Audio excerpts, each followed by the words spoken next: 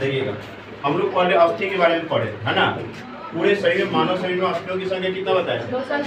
200। अस्थियों को कितने भाग, कंकाल तंत्र को देखा जाए तो कितने भाग में बांटा गया था? 2। उपांग और अक्षीय। अक्षीय में टोटल हड्डियों की संख्या 80 और उपांग में 126। उपांग में 126 और अक्षीय में 80। ठीक है। अक्षीय जो थे है ना, उनमें कौन कौन मुख्य रूप से अंग आते थे अक्षीय में, या कौन कौन से भाग होते थे?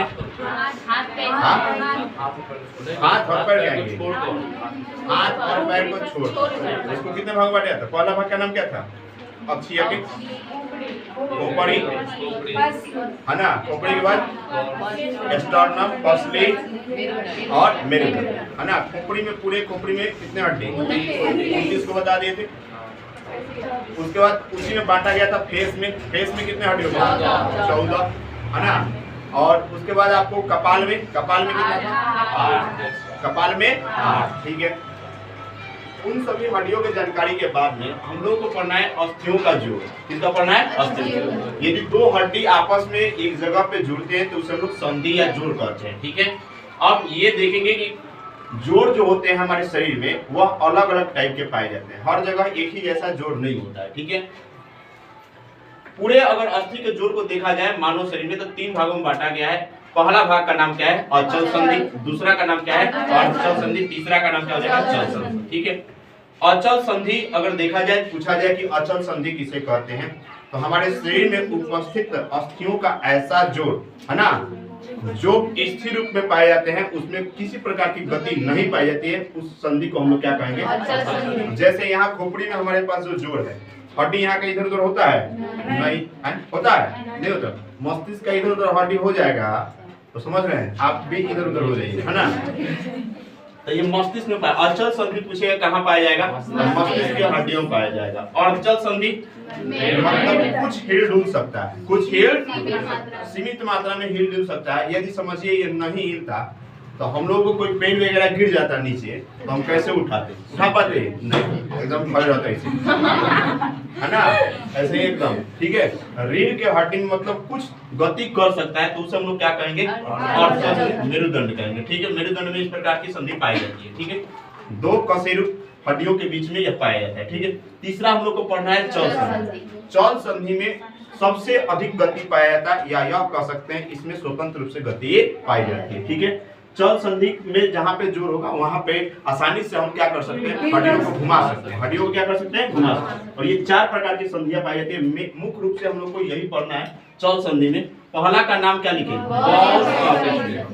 बॉल सॉकेट संधि का मतलब ये हो गया, एक भाग जो होगा है ना गड्ढा टाइप का होगा इस प्रकार से है ना, और इसमें जो होगा हड्डी इस प्रकार से इसी में आके फिट हो जाएगा। ठीक है। तो इस प्रकार की हड्डी कहाँ पाएगी? जो बाहर से लगा हो एक खाली जगह में, तो हम लोग देखेंगे हाथ में। कहाँ पे? हाथ। ये वाला यहाँ पे हड्डी कौन सा है? ह्यूमरस हड्डी। यह हाथ की सबसे लंबी हड्डी। ये वाली हड्डी हमारे इस वाले भाग को क्या कहते हैं? याद है? पेक्टोरल। क्या बोलेंगे? पेक्टोरल के भाग में यह धंसी हुई रहती है। तो पूछेगा पेक्टोरल की हड्डी और ह्यूमरस में किस प्रकार की संधि पाई जाती है? बॉल और सॉकेट संधि। इसका एक और नाम है कंदुक संधि। कंदुक। जिस प्रकार यहाँ पे पाया जाता है संधि, उसी प्रकार हमारे जान में भी यह संधि पाया जाता है, बॉल और सॉकेट संधि। बस इतना याद रखना हम लोग को कि बॉल और सॉकेट संधि जो है हमारे पैर और हाथ में पाया जाता है। ठीक है। उसके बाद क्या पढ़ना है हम लोग को? हिंग संधि। हिंग संधि को हम एक और नाम जानते हैं कब्जा संधि। क्या बोलेंगे इसको? कब्जा। कब्जा संधि में ये देखिए यहाँ पे कब्जा लगा हुआ है, एक ही तरफ दिशा करेगा। जब गति एक ही दिशा में हो है ना तो उसे हम लोग कौन सा संधि बोलेंगे? कब्जा संधि या फिर हिंग संधि। ठीक है। यह मुख्य रूप से देखिए कहाँ पाया जा रहा है? और कहाँ पे पाया जाएगा? घुटना में। कहाँ पर? पैर में भी एक ही तरफ गति हो सकता है, जितना आगे ले जा रहे उतना पीछे जाएगा, जा सकता है। कब? जब ये कब्जा टूट जाएगा तब कहीं भी घुमा सकते हैं आसानी।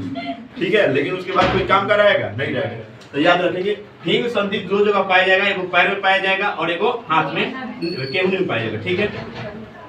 अब तीसरा क्या है? ग्लाइडिंग संधि। ग्लाइडिंग संधि को इसको हम लोग हिंग संधि को कब्जा कहेंगे और ग्लाइडिंग संधि को हिंदी में क्या कहेंगे? विसर्प कहेंगे। क्या कहेंगे? विसर्प। विसर्ग भूगोल का शब्द है ना।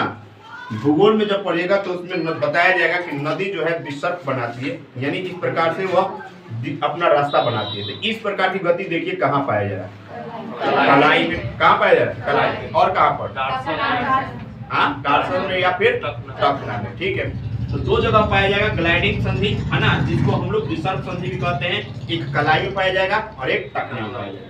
तीसरा क्या है, पाइवोट। पाइवोट को हम लोग हिंदी में क्या कहेंगे, खूंटीदार संधि। क्या बोलेंगे, खूंटीदार। इसमें खूंटी की तरह निकला रहेगा इसमें, इस प्रकार से, और इसी में वो आके जाके फिट बैठ जाएगा, है ना। तो इसको क्या बोलेंगे, खूंटीदार। और ऐसा हमारे मेरुदंड के ऊपरी भाग, जिसको एटलस कहते हैं, क्या कहते हैं, एटलस वाले भाग में इस प्रकार के मेरुदंड के सबसे पहला हड्डी इसी प्रकार से रहता है, जिसमें खोपड़ी की हड्डी जो होती है वह आके फंस जाती है, फिट बैठ जाती है। तो वहां पे कौन सा संधि पाया जाएगा, पाइवोट संधि। ठीक है, ये गर्दन और मेरुदंड के बीच में पाई जाने वाली संधि। ठीक है, ये चारों कंप्लीट हो गया।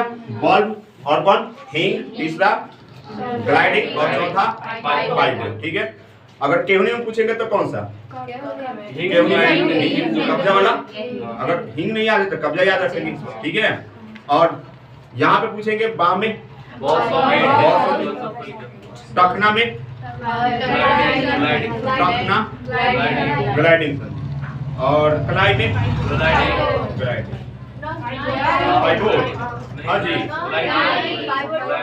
पाइवोट एक ही जगह पाया जाएगा यहाँ पर। ठीक है, चलिए ठीक है, ये समझ गए। अब हम लोग को समझ लेंगे अस्थि के जोड़ को, है ना, या जो जोड़ता है उसे हम लोग क्या कहते हैं, ये इंपोर्टेंट क्वेश्चन है।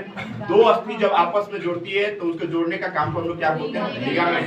अस्थि मतलब हड्डी, हड्डी हड्डी जोड़ने वाले भाग को हम क्या बोलेंगे, लिगामेंट। अस्थि और पेशी को जोड़ने वाले भाग को क्या कहेंगे, टेंडन कहेंगे। क्या कहेंगे, टेंडन। अब अस्थियों से संबंधित कुछ रोग जान लेते हैं हम लोग। अस्थि में कौन कौन से मुख्य रूप से रोग होते हैं। पहला रोग का नाम है रिकेटस। क्या नाम है, रिकेटस जो होता है किस विटामिन की कमी से, हम लोग को याद रखना है, रिकेटस जो होता है विटामिन डी की कमी से होती है ना, या इसी को हम लोग सूखा रोग भी कहते हैं। कौन सा रोग कहेंगे, रिकेटस को हम लोग कौन सा रोग कहते हैं, सूखा रोग। जिन बच्चों के शरीर में जो होता है ना, विटामिन डी की कमी हो जाती है, उनमें कौन सा रोग हो जाएगा, इसमें, इस रोग में क्या होगा, पैर हाथ टेढ़ा हो जाएगा। पैर हाथ क्या हो जाएगा, टेढ़ा हो जाएगा। छोटे, ये ज्यादातर बच्चों में पाए जाने वाला रोग है ना। पैर इस प्रकार से रहेगा तो इस प्रकार से हो जाएगा, ऐसे हो जाएगा। ठीक है, रिकेटस जो होता है विटामिन डी की कमी से होता है। और विटामिन डी की कमी से इसलिए होता है कि जब हमारे शरीर में विटामिन डी की कमी हो जाएगी ना, तो मिनरल का अवशोषण नहीं हो पाएगा।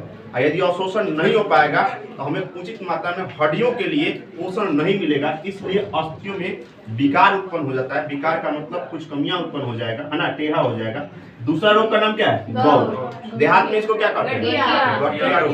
क्या कहेंगे, गठिया रोग कहेंगे। क्या कहेंगे, गठिया रोग कहेंगे, है ना।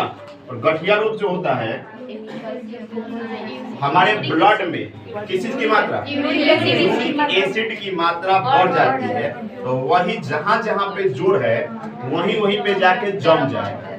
और जम जाने के बाद में काफी दर्द, जब आप उठिएगा बैठिएगा तो काफी दर्द का अनुभव होगा। ठीक है, तो गठिया रोग हो गया, ये भी हड्डी से संबंधित है। एक का नाम क्या है, ऑस्टियोपोरोसिस। क्या नाम है, ऑस्टियोपोरोसिस। इसमें क्या होगा, कैल्शियम, ये जैसे जैसे उम्र बढ़ेगा, है ना, बूढ़ा आदमी जो होता है ये, उसमें यह रोग हो जाता है। कैल्शियम आयन की कमी हो जाती है, कैल्शियम आयन की कमी हो जाती है। कैल्शियम आयन की जब कमी हो जाएगी तो यह रोग हो जाएगा। और जैसे ही कैल्शियम आयन की कमी होगी, हमारा शरीर या जिनको यह रोग हो जाएगा उनकी हड्डियां कमजोर हो जाएगी। एक एक थापड़ में क्या हो जाएगा, पूरा हड्डी टूट जाएगा, मुंह का इधर का हड्डी सब टूट जाएगा, जोर से मार दीजिएगा। ठीक है, तो गिरिएगा चटाई पर से गिरकर हड्डी टूट जाएगा। हाँ, गिर जाएगा ना, चटाई की जगह है इधर सो जाएगा तो गिर जाएगा, है ना। इतना हड्डी कमजोर हो जाता है कि आप सही में किसी को धक्का दे देना उसका डांड छटक जाएगा, इतना कमजोर हो जाता है इस वाले रोग में। ठीक है, तो ऑस्टियोपोरोसिस में हड्डी कमजोर हो जाने वाला यह रोग है। तीनों रोग याद रखेंगे, रिकेटस, गाउट और क्या, ऑस्टियोपोरोसिस। ठीक है, और भी रोग होते हैं लेकिन आप इतना ही याद रखिए। ठीक है।